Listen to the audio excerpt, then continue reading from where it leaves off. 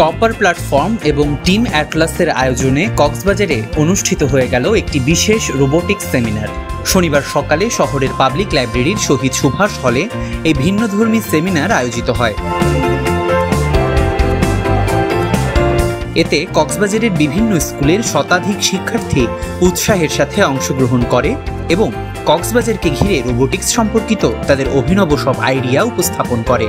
উদ্বোধনী বক্তব্য ও কিনোট সেশনে টিম অ্যাটলাসের প্রযুক্তি বিশেষজ্ঞরা রোবোটিক্সের ভবিষ্যৎ নিয়ে আলোচনা করেন। এরপর কোড ব্ল্যাক এবং টিম অ্যাটলাসের নির্দেশনায় হাতে কলমে রোবট তৈরির কার্যক্রম এবং প্রোগ্রামিংয়ের মৌলিক ধারণাগুলো সম্পর্কেও জানানো হয়। সমাপনী আয়োজনে জেলা শিক্ষা অফিসার নাসির উদ্দিন, নিরিবিলি গ্রুপের পরিচালক তাসিন লুৎফুর, দরিয়ার সিইও সায়ন্তন ভট্টাচার্য শুভেচ্ছা বক্তব্য রাখেন।